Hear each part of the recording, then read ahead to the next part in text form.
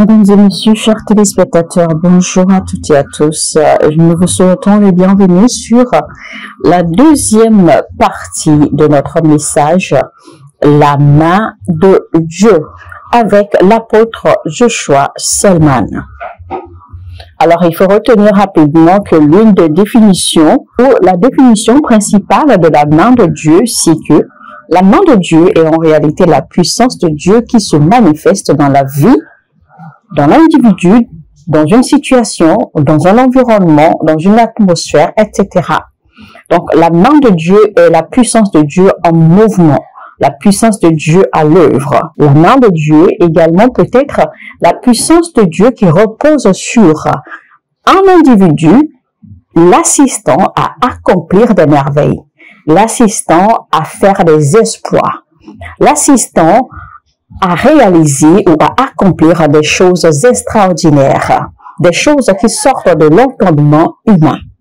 Donc, nous avons alors la main de Dieu qui est la puissance de Dieu manifeste, et nous avons la main de Dieu qui est la puissance de Dieu qui repose comme une grâce surnaturelle extraordinaire sur un individu et l'aide, l'assiste à accomplir des exploits. Faut-il rappeler que nous avons, à travers les Écritures bibliques, découvert un peu ce que la Bible dit de la main de Dieu. Alors aujourd'hui, nous allons évoluer, nous allons entendre ce que l'homme de Dieu a à nous apprendre par rapport à la main de Dieu. Ce que la main de Dieu, ce qu'elle fait, ses composantes, ses différentes manifestations, ses différentes dimensions, etc. Alléluia. Mais avant de continuer, nous allons vous exhorter rapidement à prendre une pause, likez maintenant ce contenu, c'est-à-dire cliquez sur le pouce levé vers le haut, donnez-nous un j'aime et copiez le lien de cet enseignement maintenant et partagez sur tous vos réseaux sociaux, vos différentes plateformes, vos groupes de chat, etc. Partagez ce lien au maximum. Et surtout, n'oubliez pas, si vous devez suivre correctement, eh bien, cet enseignement, faites recours à la première partie et vous pourrez avoir une suite dans la logique, une suite dans votre compréhension en concernant la révélation qui nous sera donnée en ce qui concerne la main de Dieu ou encore la puissance de Dieu. Si vous n'êtes pas encore abonné à cette chaîne, alors n'hésitez pas, faites-le maintenant et activez la cloche de notification. Amen. Alors, nous allons lire Exode chapitre 3, verset 19-20 pour voir en fait le dernier élément qu'applique la main de Dieu selon les Écritures bibliques, parce que nous n'allons pas revenir sur les détails. C'est pour cela que je vous demande de faire recours à la première partie et vous verrez, d'accord, les différentes manifestations de la main de Dieu. Ce que la main de Dieu peut faire dans la vie d'un homme, d'une société, d'un environnement, d'une organisation, etc., d'une église, d'une nation, etc., à travers les Écritures bibliques. Et le dernier élément, eh bien, c'est le jugement de la main de Dieu. La main de Dieu exerce son jugement contre nos ennemis. Et voici ce que Dieu dit que sa main fera dans Exode 3, 19, 20. Il dit: je sais que le Pharaon ne vous permettra pas de partir s'il n'y est pas contraint avec puissance. C'est pourquoi j'interviendrai et je frapperai l'Égypte de toutes sortes de prodiges que j'accomplirai au milieu d'elle. Après cela, il vous renverra. Alléluia. Alors, mesdames et messieurs, c'est pour vous dire que les problèmes de la vie, les circonstances, les afflictions, les douleurs, les peines, etc., ne vous laisseront jamais en paix tant qu'on ne les contraint pas à le faire.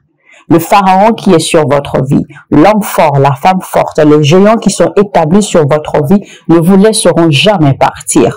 En termes clairs, le diable ne vous foutra jamais la paix si vous ne l'obligez pas à vous foutre la paix. Et comment l'obliger? Il n'y a que Dieu qui puisse obliger le diable de par sa puissance à vous laisser tranquille. Et c'est ce que la Bible dit ici. C'est ce que Dieu dit ici, que Pharaon ne vous laissera jamais partir de son propre gré, à moins qu'il n'y soit contraint.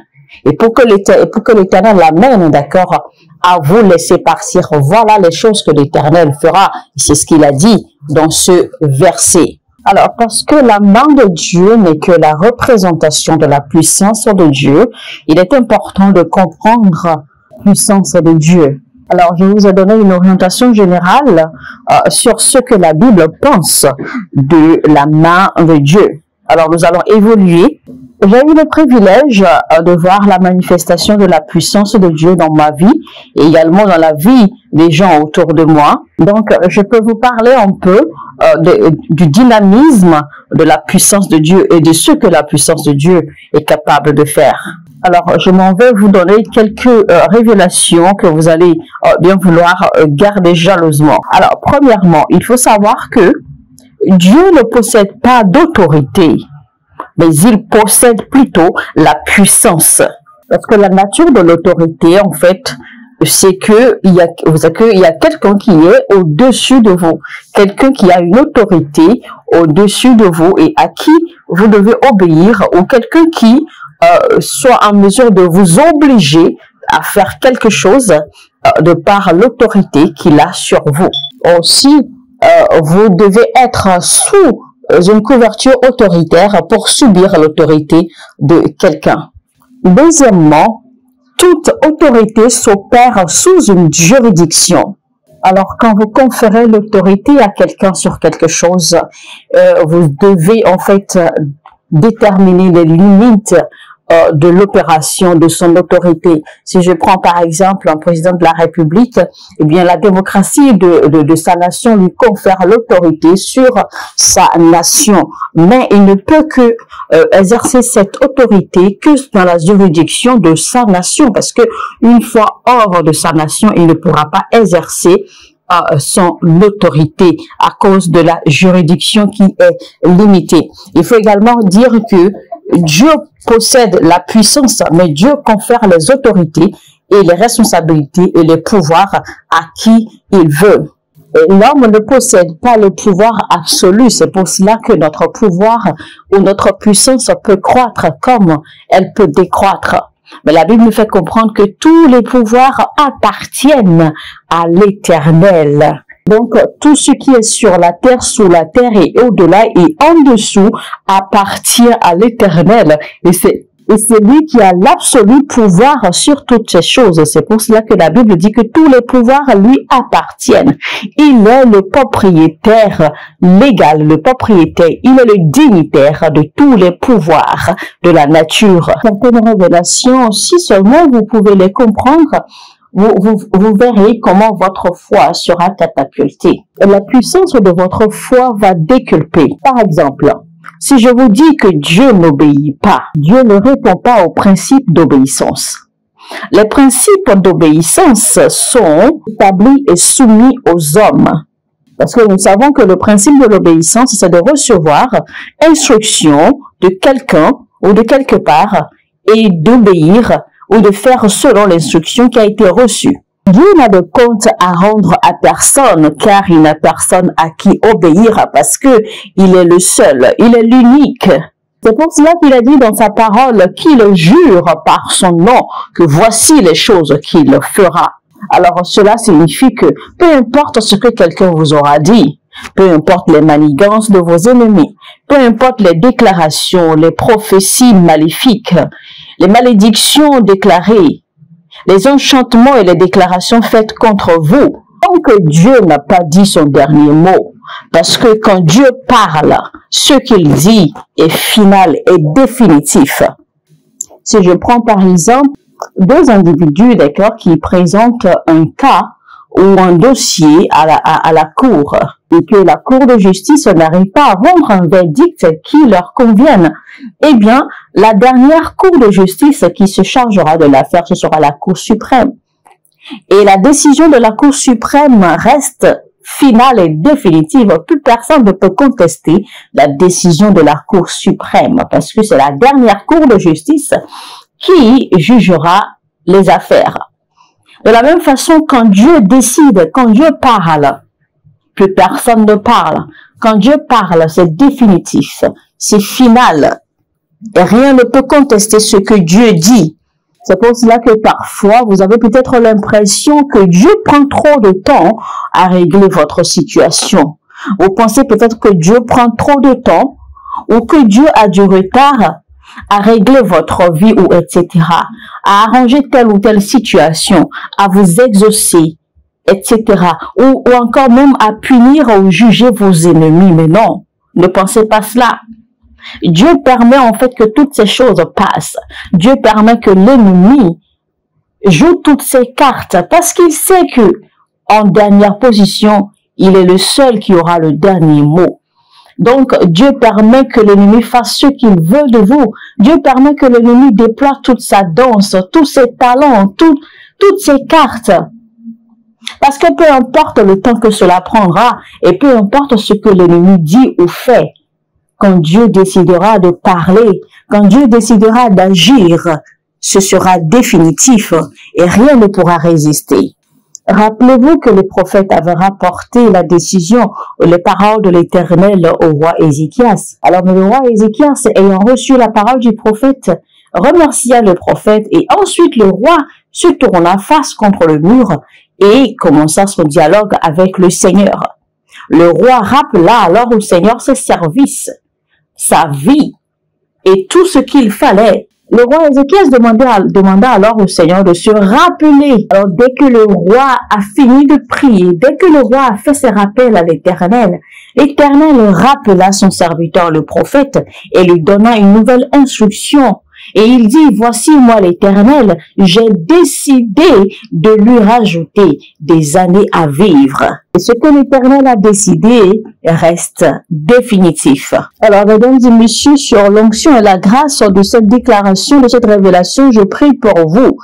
Je me fous de ce qui a été dit contre vous. Je me fous de depuis quand cela dure.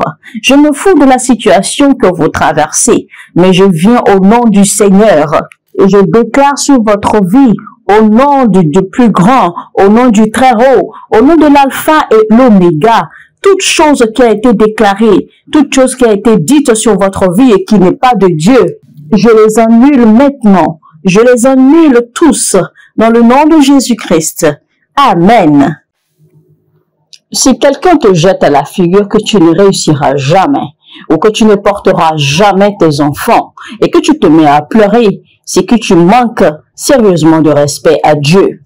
Tu devrais plutôt leur rappeler ce que l'Éternel a dit dans sa parole. Tu devrais leur rappeler les derniers mots de l'Éternel sur ta vie et non accepter leurs déclarations négatives. Quand le médecin vous donne un rapport médical qui ne vous plaît pas, un rapport médical négatif qui ne répond pas à ce que Dieu a dit sur votre vie, au lieu d'accepter ce rapport, vous n'avez qu'à le rappeler, vous n'avez qu'à le remercier et prendre ce rapport et le rapporter au Seigneur dans la prière. Et demander au Seigneur qu'est-ce que le Seigneur dit. Demandez ce que le Seigneur dit concernant votre cas, concernant votre situation. N'acceptez pas bêtement les rapports médicaux des médecins. N'acceptez pas bêtement les dires et les déclarations des gens sur votre vie et contre vous. Rappelez-vous toujours que la parole de l'Éternel est définitive sur votre vie. Et c'est ce que vous devez garder à l'esprit et toujours rappeler à votre ennemi. Il était coutume pour les prophètes de l'Éternel, quand ils étaient envoyés pour porter un message à quelqu'un, il était coutume pour eux de toujours dire « Écoute ce que l'Éternel dit ». C'est pour cela qu'il est également écrit dans la Bible « Ô terre, écoute la voix de l'Éternel ». Alors, chers amis, je vais vous exhorter rapidement à prendre une pause, quelques minutes, pour faire ces quelques prières que je vais vous énoncer ici. Faites cette prière sérieusement et vous verrez certainement la manifestation de la main de Dieu dans votre vie, dans ces situations que vous aurez mentionnées tout à l'heure dans votre prière.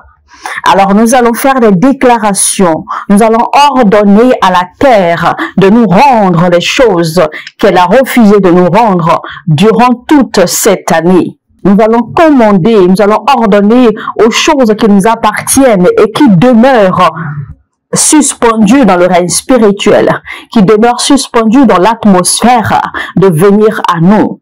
Nous allons commander à la nature de nous libérer notre portion, ce qui nous appartient selon la parole de l'Éternel. que je sais que vous avez prié de janvier jusqu'à maintenant, mais la terre a refusé d'entendre votre voix. La nature, l'atmosphère a refusé d'entendre ou d'obéir à votre voix. Maintenant, vous allez commander de par la voix, de par la parole de l'Éternel, vous allez leur commander maintenant d'obéir. Car ils n'auront pas à obéir à votre voix, mais ils auront plutôt à obéir à la voix du Seigneur. Alors prenez quelques minutes maintenant et commencez à déclarer, ordonner à la terre dans le nom de Jésus-Christ, déclarer, ô terre, écoute maintenant la voix de l'Éternel. Ma destinée, ma vie, mes finances, ma carrière, mon ministère, mes dons, mes talents, ma santé, tout ce qui me concerne. Écoute maintenant la voix de l'Éternel. Commence à t'ouvrir. Commence à t'ouvrir à moi. Commence à manifester maintenant dans ma vie. Priez ainsi, chers amis, dans le nom de Jésus pendant quelques minutes. Alléluia. Alors, je vais également vous exhorter rapidement, ou que vous nous écoutez maintenant, vous allez faire des actes prophétiques. Vous allez commander aux 4 coins cardinaux de la nature à vous obéir maintenant. Vous allez commander au nord, au sud, à l'est et à l'ouest, de libérer, de drainer maintenant dans votre vie, dans votre destin, tout ce qui constitue votre portion, tout ce qui doit venir dans votre vie comme bénédiction, comme grâce, comme faveur, comme gloire. Vous allez commander maintenant aux 4 coins cardinaux de les libérer et que ces choses commencent maintenant à être drainées dans votre vie.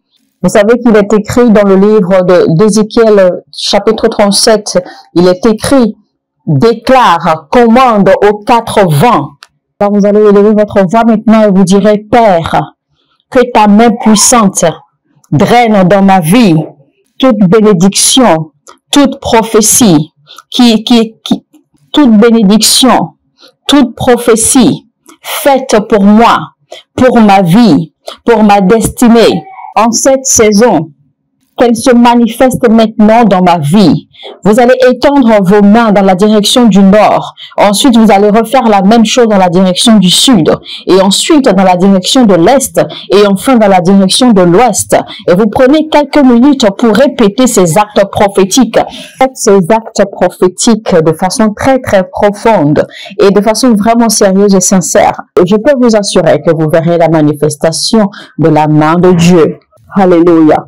Peut-être que vous ne comprendrez pas ces actes prophétiques, mais rappelez-vous que c'est ainsi que Abraham a possédé sa possession, car l'Éternel avait demandé à Abraham de regarder vers le nord, vers le sud, vers l'est, vers l'ouest, et aussi loin que ses yeux verront, que tout ce qu'il verra, que c'est ce que l'Éternel, lui, Dieu, donnera à Abraham à posséder. Et ça a été ainsi pour Abraham. C'est pour cela que je vous demande de faire ces actes prophétiques et de faire ces déclarations. Et déclarer et réclamer que la main de Dieu fasse manifester, fasse graviter toute chose qui est supposée faire partie de votre vie, de votre destin, pour vous faire avancer, pour vous faire jouir de la gloire de Dieu dans la vie. Il est dit dans la Bible que la plénitude, l'abondance de la terre est pour tous.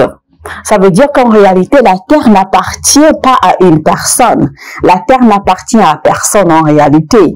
Nous sommes tous venus voir ou rencontrer la terre telle qu'elle est. Ça veut dire que tout ce que la terre contient, tout ce que la nature contient, il y a votre portion, il y a ma portion là-dedans. Et donc, vous allez faire cette prière encore une fois et vous allez déclarer, vous allez ordonner à la terre de vous vomir, de rendre votre portion selon la volonté parfaite de Dieu. Prenez quelques minutes et faites cette déclaration.